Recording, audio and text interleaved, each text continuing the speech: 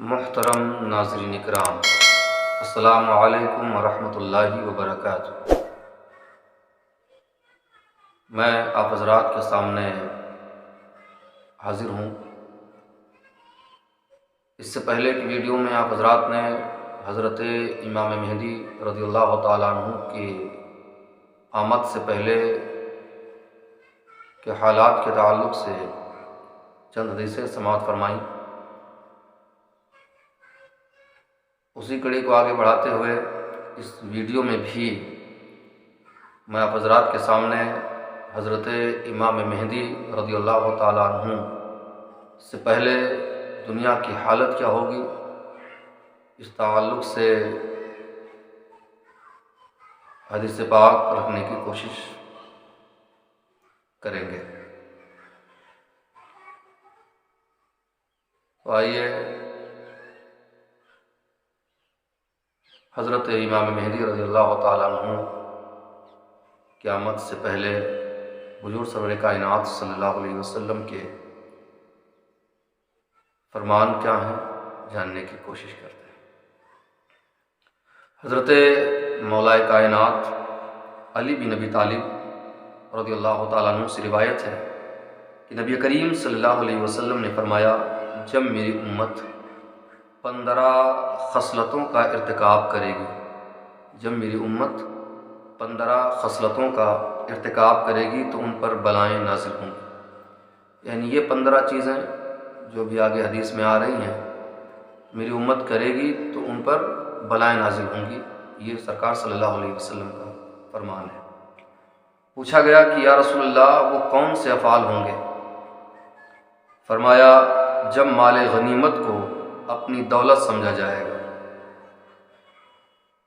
اور امانت کو غنیمت کی طرح سمجھا جائے اور زکوٰۃ کو تاوان سمجھا جائے اور آدمی اپنی بیوی کی اطاعت کرے گا اور اپنی ماں کی نافرمانی کرے گا اور اپنے دوست کے ساتھ احسان کرے گا اور اپنے باپ کے ساتھ بے وفائی کرے گا اور مساجد میں آوازیں بلند کی جائیں گی اور قوم کا سب سے ذلیل آدمی قوم کا حاکم ہوگا اور آدمی کا اکرام اس کے شر یعنی اس کی برائی سے بچنے کے لیے کیا جائے گا اور شراب پی جائے گی کثرت سے اور مرد ریشم پہنیں گے اور گانے والیاں اور گانے بجانے کے آلات بنا لیے جائیں گے اور اس امت کے بعد کا طبقہ پہلے لوگوں پر لعنت کرے گا۔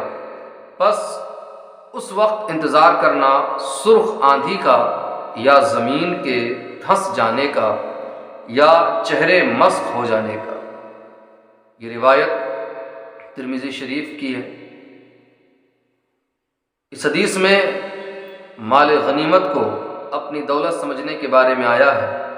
اس سے مجاہدین کو بہت ہوشیار رہنا چاہیے۔ مال غنیمت میں بغیر امیر کی اجازت کے کوئی تصرف نہیں کرنا چاہیے۔ ابلیس ہر انسان کو اس کی نفسیات کے مطابق گمراہ کرنے کی کوشش کرتا ہے، لہٰذا ہمیں اور آپ سب کو احتیاط سے کام لینا چاہیے۔ ایک عالم کبھی کبھی اپنے علم کی وجہ سے گمراہ ہو جاتا ہے۔ شیطان جس اعتبار سے دیکھتا ہے کہ آدمی کس میں ہے اسی اعتبار سے اس کو گمراہ کرنے کی کوشش کرتا ہے، لہٰذا ہمیں اور آپ کو احتیاط لازم ہے، احتیاط کرنا بے حد ضروری ہے۔ شراب اس وقت بھی عام ہے، یعنی نبی کریم صلی اللہ علیہ وسلم نے فرمایا شراب کثرت سے پی جائے گی۔ شراب تو عام ہی ہے، مسلمانوں کا اکثر طبقہ شراب کا دل دادا ہو گیا، شراب کے عاشق ہو گئے، اکثر گھروں میں شرابیں پی جاتی ہیں۔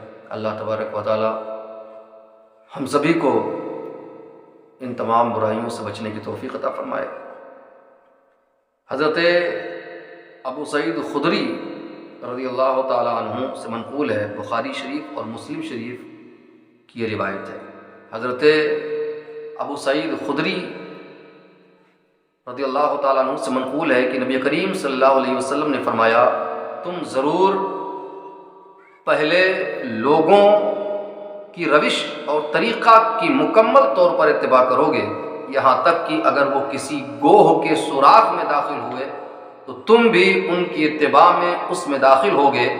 حضرت ابو ہریرہ فرماتے ہیں کہ آپ سے ہم نے دریافت کیا، یا رسول اللہ صلی اللہ علیہ وسلم، پہلے والوں سے مراد کیا یہود و نصارہ ہیں؟ تو آپ صلی اللہ علیہ وسلم نے فرمایا تو اور کون ہے؟ یعنی کہ وہی ہیں۔ اس وقت مسلمانوں کے اندر اکثر بیماریاں پائی جاتی ہیں، وہ تمام برائیاں، وہ تمام بیماریاں مسلمانوں کے اندر پائی جاتی ہیں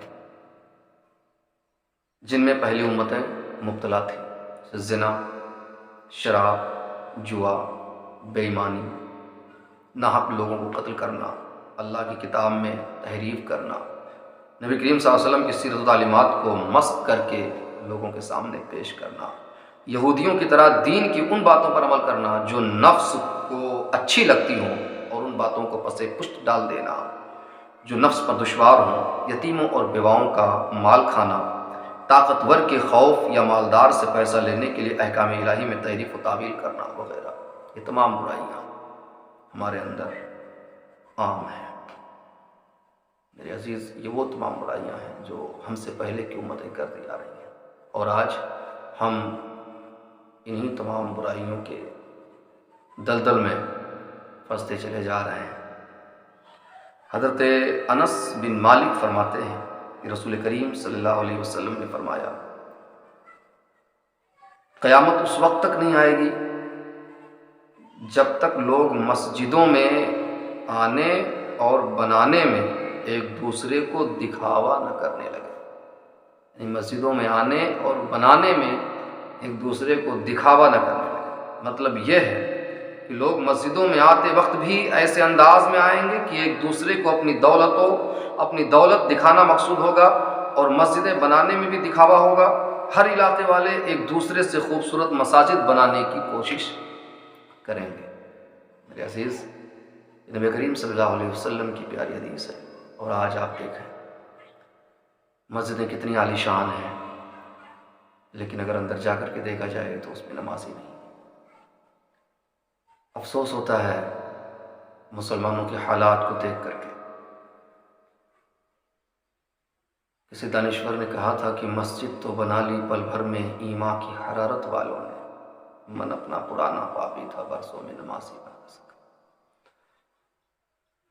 یہ نبی کریم صلی اللہ علیہ وسلم کی حدیث ہے پیارے، کہ قیامت اس وقت تک نہیں آئے گی جب تک لوگ مسجدوں کے بنانے میں اور مسجدوں میں آنے میں ایک دوسرے کو دکھاوا نہ کرنے لگے۔ یہ دوسری روایت حضرت ابو درداء رضی اللہ تعالیٰ عنہ سے، انہوں نے فرمایا، جب تم اپنی مساجد کو سجانے لگو گے اور اپنے قرآن کو زیور وغیرہ سے آراستہ کرنے لگو گے تو تمہارے اوپر ہلاکت ہوگی۔ یعنی جب اپنی مسجدوں کو سجانے لگو گے اور قرآن کو زیوروں سے آراستہ کرنے لگو گے تو تمہارے اوپر ہلاکت ہوگی۔ اور ایک دوسری روایت ہے عبداللہ ابن عباس رضی اللہ تعالیٰ عنہ سے کہ نبی کریم صلی اللہ علیہ وسلم نے فرمایا، جب کسی قوم کے گناہ زیادہ ہو جاتے ہیں تو ان کی مسجدیں بہت زیادہ خوبصورت بنائی جاتی ہیں، اور خوبصورت مساجد دجال کے خروج ہی کے وقت میں بنائی جائیں گی۔ خوبصورت مساجد دجال کے خروج کے وقت ہی بنائی جائیں گی۔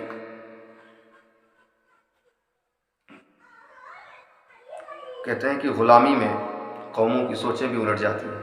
آج اگر کسی علاقے میں خوبصورت مسجد نہ ہو تو اس علاقے والوں کو یوں سمجھا جاتا ہے جیسے اللہ کے ساتھ ان کا کوئی تعلق نہیں، جبکہ جہاں مسجد خوبصورت بنی ہو ان کو کہا جاتا ہے کہ یہ بڑے دیندار لوگ ہیں، لیکن یہ کسی کو پتہ نہیں کہ اللہ کی نظر میں ان کی کیا حقیقت ہے۔ اگر کوئی اہل دل ان احادیث کا عملی تجربہ کرنا چاہتا ہے تو کچھ دن ان علاقوں کی مسجدوں میں سجدے کر کے دیکھیں جہاں مسجدیں کچی اور سادہ ہوتی ہیں، پھر اس کو سجدہ کی حلاوت کا احساس ہو، پھر اس کو سجدے کی حلاوت کا احساس ہوگا۔ حضرت علی سے منقول ہے کہ قریب ہے کہ لوگوں پر ایسا وقت آئے گا کہ اسلام کا صرف نام باقی رہ جائے گا اور قرآن کے صرف الفاظ رہ جائیں گے۔ وہ مسجدیں تعمیر کریں گے حالانکہ وہ اللہ کے ذکر سے خالی ہوں گی۔ اس زمانے میں لوگوں میں سے سب سے بدترین علماء ہوں گے، انہی سے فتنے نکلیں گے اور انہی میں واپس لوٹیں گے۔ اگرچہ اس وقت مسلمانوں کی تعداد 1 ارب 40 کروڑ کے لمسم ہے، لیکن اسلام کی حالت کیا ہے کہ کسی ایک ملک میں بھی اسلامی نظام نہیں، کسی ایک ملک میں بھی اسلامی نظام نہیں۔ زبان سے تو سب کلمہ پڑھ رہے ہیں کہ اللہ تیرے سوا کسی کو حاکم نہیں مانیں گے، لیکن عملاً صورتحال یہ ہے کہ اللہ کو چھوڑ کر سینکڑوں معبود یعنی حاکم بنا رکھے ہیں۔ سجدے میں اگر گر کر اللہ کی برتری کا اعلان کرنے والوں کی تعداد تو بہت ہے، پر حقیقت یہ ہے کہ انہوں نے اللہ کی حاکمیت اعلیٰ کو انسانوں کے بنائے ہوئے کفری یا جمہوری نظام کے ہاتھوں فروخت کر دیا ہے۔ جو کلمہ مسلمان پڑھتا ہے وہ اس کا اللہ کے ساتھ ایک معاہدہ ہے کہ اب وہ اللہ کے علاوہ ہر قوت کا، ہر نظام کا اور ہر طاغوت کا انکار کرے گا، اور نہ تو زبان سے اور نہ ہی اپنے عمل سے اس معاہدے کی خلاف ورزی کرے گا۔ لیکن آج کے مسلمان اللہ کو بھی راضی رکھنا چاہتے ہیں اور طاغوت کو بھی ناراض نہیں کرنا چاہتے۔ قرآن نے ایسے لوگوں کے بارے میں فرمایا، اس وجہ سے یہ گمراہی اس وجہ سے ہے کہ انہوں نے ان یعنی کافر لوگوں سے جنہوں نے اللہ کے نازل کردہ یعنی قرآن سے نفرت کی، یہ کہا کہ ہم بعض باتوں میں تمہاری پیروی کریں گے، یعنی قرآن کی ساری باتیں نہیں مانیں گے، کچھ تمہاری بھی مانیں گے۔ اس روایت میں علماء سے مراد علماء سو ہیں۔ علماء سو کے بارے میں حضرت شاہ ولی اللہ محدث دہلوی فرماتے ہیں، اگر بنی اسرائیل کے علماء کا حال دیکھنا ہو تو علماء سو کو دیکھ لو۔ اللہ، اور آج آپ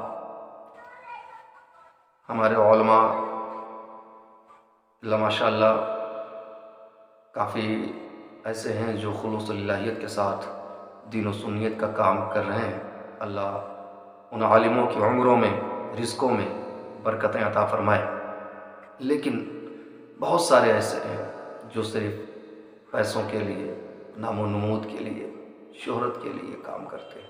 اللہ ہمارے ساتھ ان سبوں کو ہدایت عطا فرمائے اور خلوص الہیت کے ساتھ ہمیں دین و سنیت کا کام کرنے کی توفیق عطا فرمائے۔ انشاءاللہ یہ چند باتیں میں نے آپ حضرات کے سامنے رکھی، یہ وہ حالات ہیں جو حضرت امام مہدی کے آنے سے پہلے امت میں، دنیا میں پیدا ہوں گے، جن کے تعلق سے رسول کریم صلی اللہ علیہ وسلم نے آج سے 1400 برس پہلے ہمیں اور آپ سب کو بتا دیا ہے۔ انشاءاللہ آنے والے ویڈیو میں کچھ اور باتیں انہی حالات کے تعلق سے لے کر کے حاضر ہونے کی کوشش کروں گا۔ تب تک کے لیے آپ حضرات مجھ گنہگار کو اجازت دیں اور ہمیں اپنی دعاؤں میں یاد رکھیں۔ السلام علیکم ورحمۃ اللہ وبرکاتہ۔